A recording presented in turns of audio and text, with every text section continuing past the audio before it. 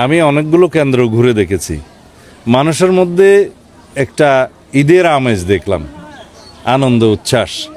Vote দেওয়ার পরেও তারা কেন্দ্রের বাইরে অপেক্ষা করছে, উৎসব লাগছে তাদের কাছে।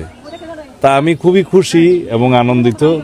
আমার মতো সবাই, সব নাগরিকই আনন্দিত, সব ভোটারই আনন্দিত। আমার মনে হয় যে দীর্ঘ 17 বছর পরে এইরকম একটা পরিবেশে ভোটাধিকার প্রয়োগের জন্য এই জাতি অপেক্ষা করছিল। সমগ্র জনগণ সংগ্রাম করেছে, আন্দোলন করেছে, রক্ত দিয়েছে আজকের জন্য।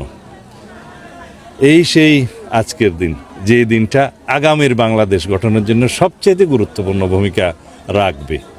মানুষের আজকের সিদ্ধান্ত বাংলাদেশের ভাগ্য পরিবর্তন করবে, বাংলাদেশের জনগণের ভাগ্য পরিবর্তন করবে। ইতিহাসের বাঁক বদলে দেওয়া শুরু হয়েছে এখান থেকে।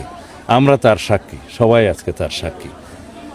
যাই হোক, আশা করি শেষ পর্যন্ত সব কিছু শান্তিপূর্ণভাবে সমাপ্ত হবে, মানুষ ভোট দিতে পারবে এবং আগামীকালকে ইনশাআল্লাহ ভোরবেলাতেই, তার মধ্যেই আশা করি সমগ্র জাতি এই নির্বাচনের রায় পাবে। না, কিছু মহল আছে যে অস্বাভাবিক পন্থায় অথবা পিছনের রাস্তায় অথবা কোনো গণতান্ত্রিক পন্থায় তারা তাদের উচ্চাভিলাষ বা উচ্চ আকাঙ্ক্ষা পূরণ করতে চায় ক্ষমতায় যাওয়ার। সেটা আমরা দেখেছি গত কয়েকদিনে। তবে বাংলাদেশের মানুষ সেটা প্রত্যাখ্যান করেছে, করবে। আর সাইবার বুলিং ইত্যাদি যেগুলো আছে, এগুলো এখন ডিসইনফরমেশনের এবং মিসইনফরমেশন তো বলবো না, ডিসইনফরমেশন বলবো, এগুলোর একটা পার্ট হয়ে গেছে।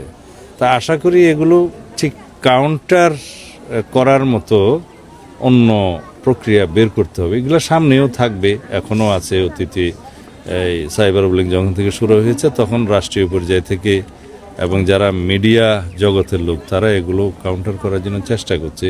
নির্বাচন কমিশন খুবই আন্তরিক ছিল যাতে আর্টিফিশিয়াল ইন্টেলিজেন্সের মাধ্যমে বিভিন্ন রকমের যাতে গুজব বা ডিসইনফরমেশন ছড়াচ্ছে, সেটাকে কিভাবে কাউন্টার করা যায়। আমার মনে হয় 100% না পারলেও 80% বা তারও বেশি সাকসেসফুলি করা গিয়েছে। এগুলো আমরা দর্তব্যের মধ্যে আনছি না, আমরা দেখছি জনগণের বিজয়, জনগণের গণতান্ত্রিক আকাঙ্ক্ষা, যেটা শক্তিশালী হবে। এবং এখন থেকে যে নতুন বাংলাদেশের গণতান্ত্রিক শক্তিশালীকরণের প্রক্রিয়া শুরু হলো, সেটা যেন অব্যাহত থাকে, এটাই আমাদের প্রত্যাশা, অঙ্গীকার, প্রতিশ্রুতি।